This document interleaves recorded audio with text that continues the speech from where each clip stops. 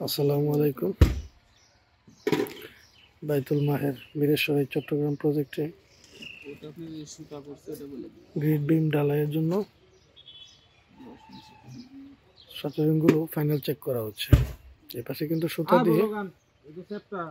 সুতা দিয়ে কিন্তু মেজারমেন্ট করে নেওয়া হচ্ছে যেন লাইনগুলো স্ট্রেট ফরওয়ার্ড থাকে। আর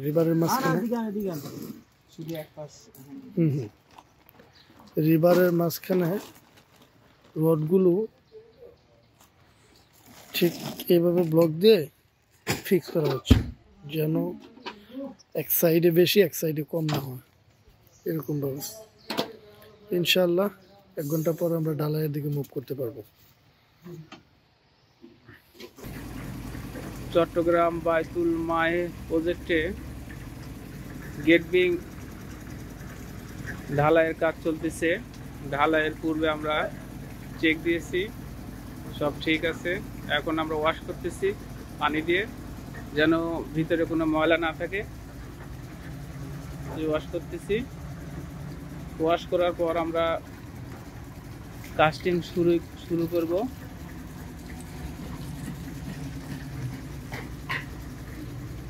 আমরা মেন রড গেট বিমে ব্যবহার করছি 16 মিলি আর স্টিরাপ 10 মিলি। L/4 সাইডে আছে, লেন্থে 4 ভাগের 1 ভাগ সাইডে L/4 আছে, আর মাঝখানে আছে L/2 লেন্থের 4 ভাগের 2 ভাগ। মাঝখানে স্টিরাপের স্পেসিং দিয়েছি আমরা। আর সবচেয়ে বড় কথা যেটা গেট বিমের টপ লেভেল ঠিক রাখার জন্য, অর্থাৎ মিন্ট লেভেল,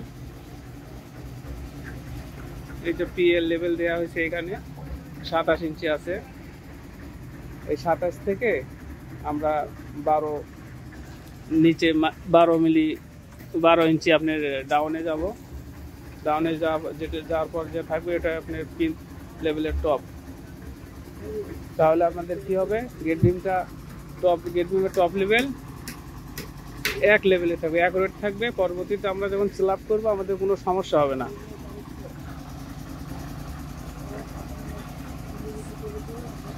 ছাদের লেভেলটা আমরা এক পাবো। আর ওখানে আপনার স্টার্ট করা হয়েছে মেশিন, তাহলে আমরা শুরু করবো আল্লাহর রহমতে। গেট বিম কাস্টিং এর কাজ শুরু হবে।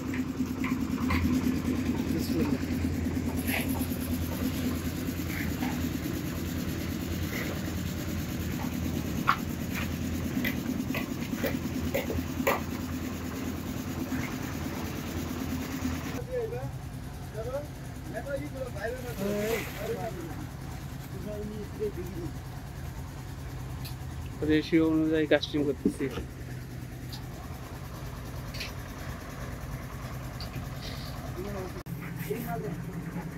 চোদ্দ ইঞ্চি, এই যে দেখেন 14 ইঞ্চি দাওয়ানে আপনার কাস্টিং এর টপ হবে। এই যে 14 ইঞ্চি গেট বিম কাস্টিং এর কাজ এইমাত্র সমাপ্ত হলো।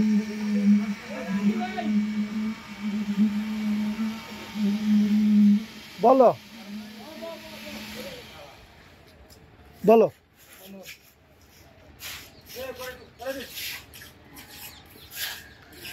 সম্পূর্ণ এরিয়া কাস্টিং কমপ্লিট। শুধু এই অংশটা ফিনিশিং হলে টোটাল কাজটা কমপ্লিট।